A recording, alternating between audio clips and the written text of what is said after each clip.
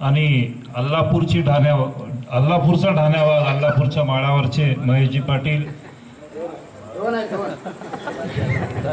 2 वाघ, एकाचं forest station म्हणजे जंगल आहे, एकाचं जंगल नाही, असे 2 वाघ, मीराभाई, सुशील कुमारजी, महिला गिरेजी आणि आमचे सरपंच, देगावचे सरपंच गोरलावार, बॅटको पाशा आणि सर्व मित्र. आपल्याला जोशी साहेब म्हणलं की वाटतंय की कोणती तरी जोशी वेगळीच गल्ली आहे. हो, वामन जोशी नाही, मी मला तसं बोलता येत नाही. वामन जोशी म्हणलं जाईल. मग यांच्याकडून शिकलं कोणी? तर मोदीने शिकलं. मोदी असं म्हणतात की मैं तो फकीर हूं, झोला लेके चला जाऊंगा. मगर अभी हमको तुमको सबको देखना पड़ेगा कि उसके फकीर के झोले में कितना क्या क्या लेके जा रहा है. अभी देखने का दिन आ गया. हे दिवस आलेत की त्याच्या झोल्यामध्ये काय काय केलेलं आहे. इलेक्ट्रल बॉन्ड जे आहे, इलेक्ट्रल बॉन्ड म्हणजे कसं आहे, तुम मेरे को चंदा दो मैं तुमको धंधा दूंगा, तुम मेरे को चंदा दो मैं तुमको धंधा दूंगा और सब जनता को फांसी का फंदा. सब मीराबाई म्हणतात की ईडी का फंदा दूंगा. मोदी मोदी मोदी सांगितले. मोदी विमानावर असलेला बरा वाटला, पण आमच्या संडासमध्ये पण मोदीच आला. हा मोदीची दहशत एवढी तुम्हाला गरज काय? मोदी कुठेही मोदी, संडासवर मोदी, नालीवर मोदी, राशनवर मोदी, पोस्टरवर मोदी, पेट्रोल पंपवर मोदी, सगळीकडे मोदी. यांना एवढी भीती का वाटते की लोक त्यांना विसरून जातील? ही भीती आहे. भीती असल्याशिवाय माणूस तुम्हाला पुन्हा पुन्हा पुन्हा पुन्हा त्याच गोष्टी सांगत नाही. तर आपल्याला या सगळ्या भीतीच्या बाहेर निघायचं आहे. त्याचा झोला आपल्याला तपासावा लागेल की त्याच्यामध्ये त्यानं काय काय घेऊन जाणार आहे. पहिलं मोटरसायकलचे भाव किती होते, आताचे मोटरसायकलचे भाव बघा. 1.5 लाखला मोटरसायकल, 1.5 लाख मध्ये 2 मोटरसायकल येत होत्या. हे सगळं का, हे का झालं? भाव का वाढलेत? 300 रुपयाचा हे का झालं? सगळ्या गोष्टी ज्या वाढलेल्या आहेत ह्या सरकारला चंदा दिल्यामुळे वाढलेल्या आहेत. त्यांनी खुली सूट दिलेली आहे कि तुमको क्या करना है, क्या खाना है, खा लो.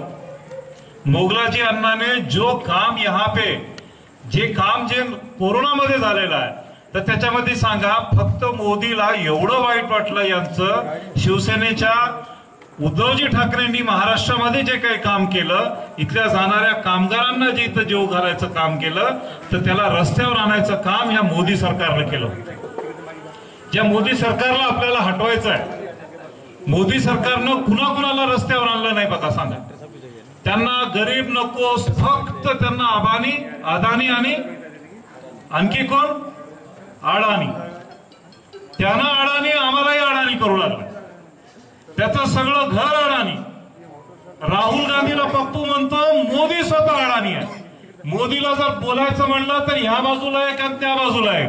मनमोहन सिंगांनी जेवढ्या पत्रकार परिषदा घेतल्या त्याच्यापैकी एक तरी पत्रकार परिषद मोदीने घेतली का सांगा? कोणीतरी घेतली का सांगा तुम्ही?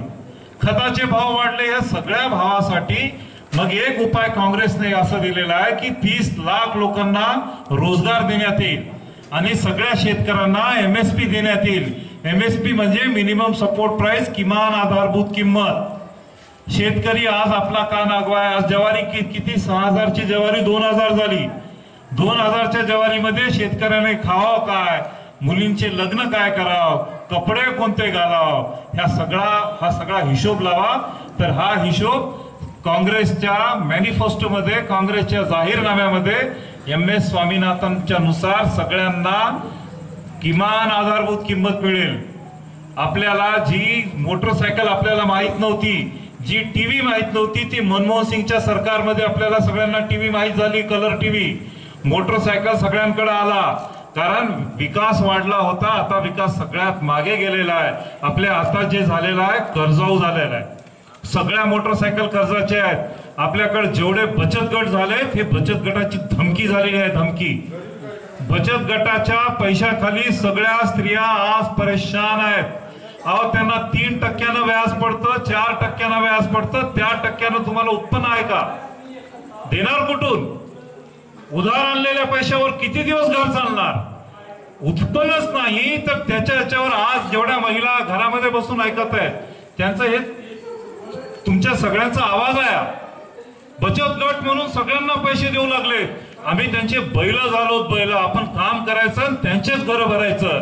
बचत गटाचा हे आपल्याला काँग्रेस गव्हर्नमेंटनी व्याजदर कमी करणार म्हणून जाहीरनाम्यात सांगितलेलं आहे. सगळ्याला आधारभूत किंमत मिळाली. सगळ्याला हे बचत गटाचं जे काही या महिला ज्या आहेत या गल्लीमधल्या सगळ्या ज्या बचत गटाने परेशान आहेत.